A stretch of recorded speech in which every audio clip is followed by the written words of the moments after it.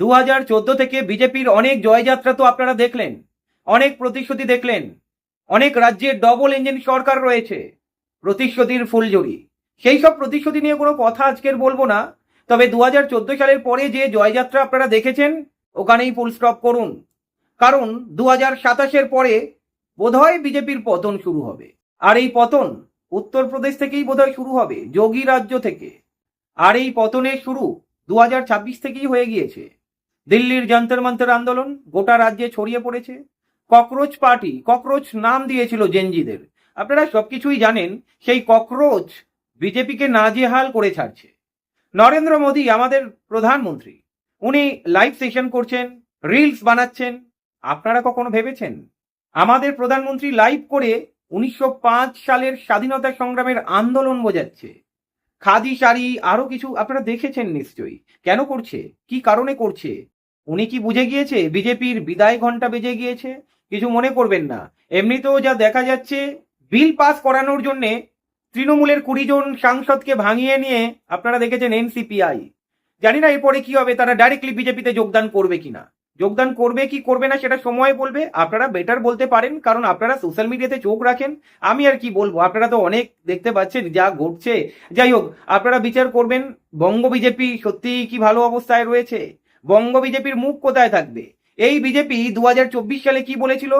বাংলায় কুস্তি, দিল্লিতে দোস্তি। এবারে এই বিজেপি কি বলবে? তৃণমূল বিজেপি মিলে মিশে একাকার। আপনারা দেখতে পাচ্ছেন নরেন্দ্র মোদীর প্রশংসায় পঞ্চমুখ। নরেন্দ্র মোদীর সঙ্গে আপনারা দেখতে পাচ্ছেন ডিনার করছে, আরো কত কিছু হবে, সেলফি করছে। আর অন্যদিকে আমাদের নবান্নে আপনারা দেখেছেন আমাদের মুখ্যমন্ত্রী শুভেন্দু অধিকারী, বিরোধী দলনেতা। এই প্রথম আমাদের রাজ্যের এমন বিরোধী দলনেতাকে দেখলাম, অবাক লাগে। সত্যি দারুণ বিরোধী দলনেতা পেয়েছি। কি বলেন? ঋতব্রত। আচ্ছা, প্রশ্ন আপনাদের কাছে রাখছি, দলনেতা হিসাবে শ্রেষ্ঠ দলনেতা কিনা বলুন আপনারা? ঋতব্রত বন্দ্যোপাধ্যায়। দারুণ, মুখ্যমন্ত্রীর সঙ্গে দারুণ মেলবন্ধন। বিরোধিতা কোথায়? প্রশ্ন তো উঠবে স্বাভাবিক কথায়, কিন্তু বাদ দিন, আমি একটু ইউপির কথায় যাই।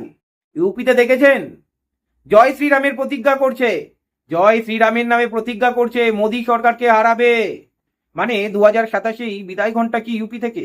তারপরে 2028 ত্রিপুরা। ত্রিপুরাতে যা হচ্ছে, স্মার্ট মিটার নিয়ে প্রতিবাদ দেখেছেন, সাধারণ মানুষ গর্জে উঠেছে। বামপন্থীদের কিছু করতে হচ্ছে না, এমনিতেও বিজেপি বামপন্থীদের ভয় পায়। আর ত্রিপুরাতে 8 বছরে ক্ষমতায় রয়েছে, আপনারা জানেন এমন কোনো নেতা বাদ নেই। আমি সব নেতার কথা বলবো না, মহিলা গঠিত কেলেঙ্কারি, সেই সব কথা বাদ দিন। যদি খাতা খুলি, মানে খুলতেই থাকবে। আপনাদেরকে বলবো ত্রিপুরাতে যান, ত্রিপুরার খবরগুলো রাখুন, তাহলে জানতে পারবেন।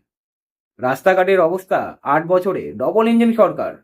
মোদী সরকার ত্রিপুরাতে গিয়ে কি বলেছিল মনে আছে আপনাদের? উনি বলেছিলেন একটা ইঞ্জিন ত্রিপুরাতে আর একটা ইঞ্জিন দিল্লিতে। দারুণ চলছে, কি বলেন? আর শিক্ষা ব্যবস্থা, স্বাস্থ্য ব্যবস্থা কি মনে হয় আপনাদের? খুব বেটার পজিশনে রয়েছে ডবল ইঞ্জিন সরকারের আন্ডারে।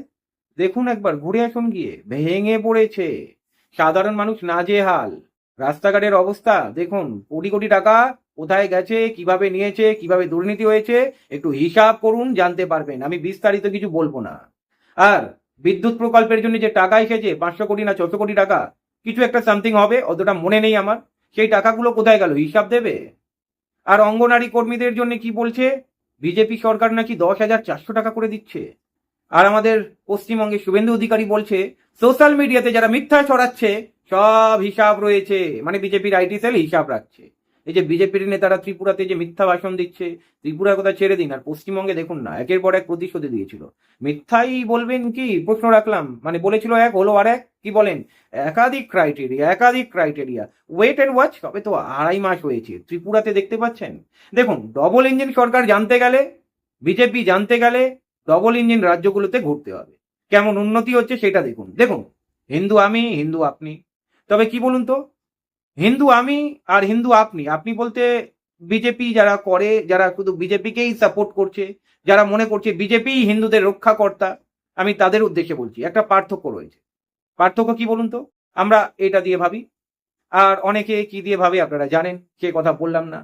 ত্রিপুরাতে 2028 বিজেপি সরকারও বোধহয় গায়েব হয়ে যাবে। বোধহয় কেন বলছি? মানুষ যখন খেপেছে, মানুষের পিঠ যখন দেয়ালে ঠেকেছে, বুঝতে পারছেন। আর 2029 বাজলো ছুটির ঘন্টা। মানে 2029 কি ছুটির ঘন্টা বাজবে? সময় বলবে। গালাগালি দেবেন না, আমি জানি অনেকে গালাগালি দেওয়ার জন্য প্রস্তুত থাকবেন। তবে কি বলুন তো, সাপোর্ট করছেন খুব ভালো। বাংলার জন্য ভাবুন, দেশের জন্য ভাবুন। রাষ্ট্রবাদী বিজেপিরা নিজেদের রাষ্ট্রবাদী বলে, যদি রাষ্ট্রবাদী নেতারাই যদি নেতাজিকে অপমান করে, আর এই রাষ্ট্রবাদী নেতারাই যদি মানে কি, যাই হোক, আর খুলে কিছু বলবো না, খুলে বললে অনেক গন্ধ বেরোবে, এত গন্ধ কাদা চটকানোর কোনো দরকার রয়েছে বলুন? তবে ওভারঅল একটু বলে রাখি, ত্রিপুরার দশা মানে নাজেহাল। যুব সমাজ নেশায় আসক্ত হয়ে পড়েছে। কাজ ত্রিপুরাতে, কর্মসংস্থান, ছোট রাজ্য, আরো তো সুবিধা কর্মসংস্থান। অনেকে বলবে ভৌগোলিক পরিবেশের জন্য নাকি কর্মসংস্থান হয় না। ডবল ইঞ্জিন সরকারের দ্বারা তো সবই সম্ভব। কি বলেন? 8 বছর ক্ষমতায় রয়েছে, বলছে নাকি সব করে দিয়েছে, সব করে দিয়েছে, সব করে দিয়েছে। তোলাবাজি। স্মার্ট মিটারে যান না, দেখুন না স্মার্ট মিটারে কি দশা, কত হাজার টাকা, কত লক্ষ টাকা বিল আসছে। একটা বিল দেখছিলাম, 4 লক্ষ টাকা বিল এসেছে ইলেকট্রিসিটি স্মার্ট মিটারে। কেন গর্জে উঠবে না বলুন তো? ত্রিপুরার মানুষ বলছে বিদ্যুৎ মন্ত্রীর ইস্তফা চাই, এই সরকার চাই না, আর অনেক হয়েছে। মানুষকে জ্বালিয়ে পুড়িয়ে মারছে নাকি। ডবল ইঞ্জিন সরকার। আর যদি মানে পরীক্ষার কথা বলি, মানে সরকারি পরীক্ষা, আর বলবো না, এইসব কথা বলে লাভ নেই, লজ্জা দিয়ে লাভ নেই। কত কোটি, এইসব কথা বলবো না, লজ্জা দিয়ে লাভ নেই। কত কোটি চাকরি হবে বলেছিল আপনারা জানেন, আর কত কোটি হয়েছে সেটাও আপনারা জানেন। শিল্প ত্রিপুরাতে, বলে দেবে ভৌগোলিক পরিবেশ খারাপ। কটা এনেছেন বাবা, কটা এনেছেন জিজ্ঞাসা করছি। যাই হোক, আমি আর ভিডিওটা বাড়াবো না, তবে এটুকু বলতে পারি, বিজেপি কিন্তু নাজেহাল। আর নাজেহাল না হলে আমাদের মুখ্যমন্ত্রী লাইভ সেশন করছে, রিলস বানাচ্ছে, স্বপ্নেও ভাবতে পেরেছেন? মন কি বাত, মন কি বাত তো হবে 2029-এ। তার আগে ট্রেলার দেখিয়ে দিয়েছে 2026-এ ককরোচ পার্টি, মানে নাড়িয়ে দিয়েছে এইভাবে। এবারে 2027, 2028, 2029, এই 4 বছর, 3 বছর, 26, 27, 28, 29, বিজেপি আন্দাজ করতে পারছেন। ভালো থাকবেন, কথা হবে।